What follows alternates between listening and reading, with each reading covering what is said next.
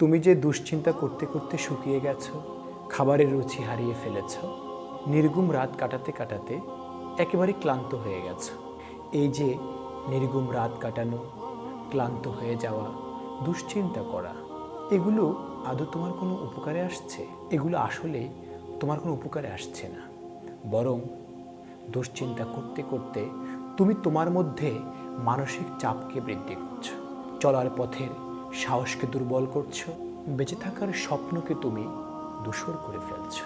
ধরো তুমি সর্বশেষ পরীক্ষায় ভালো ফলাফল করতে পারোনি, ব্যবসা করতে গিয়ে অনেক টাকা লস করেছো, যা তুমি চেয়েছো তা তুমি পাওনি।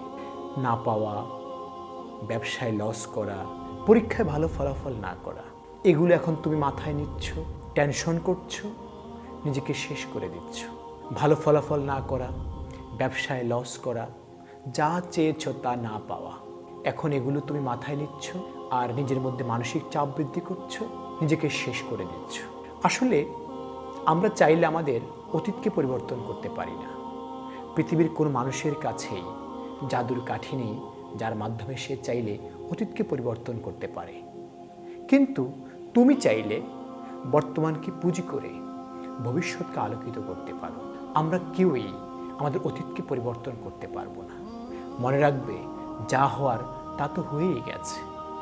সেগুলোকে মাথায় নিয়ে চিন্তা করে টেনশন বাড়িয়ে কেন তুমি তোমার বর্তমান সময়ের প্রোডাক্টিভিটিকে নষ্ট করবে, ভবিষ্যৎকে তুমি অনিশ্চিত করবে?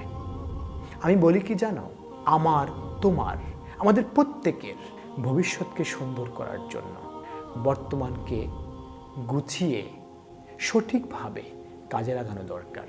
তাই তোমার কাছে, আমার কাছে, আমাদের প্রত্যেকের কাছে আজকে, বর্তমান, এই মুহূর্ত, এই শব্দগুলো অত্যন্ত গুরুত্বপূর্ণ।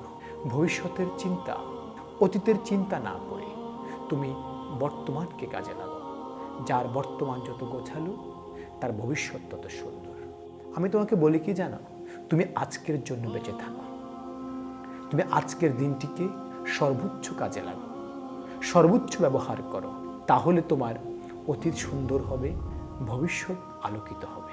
পৃথিবীতে অতীত বলে কোনো শব্দ নেই, ভবিষ্যৎ বলে কোনো শব্দ নেই, বরং আজকের যেটা বর্তমান, সেটাই আগামীতে অতীত হবে। আজকে তোমার কাছে যেটা ভবিষ্যৎ, সেটাই কিছুদিন পর তোমার কাছে বর্তমান হয়ে ধরা দেবে। তাই আমি তোমাকে বলছি, আজকের দিনটিকে সর্বোচ্চ কাজে লাগাও। অবশ্যই তুমি সফল হবে ইনশাআল্লাহ।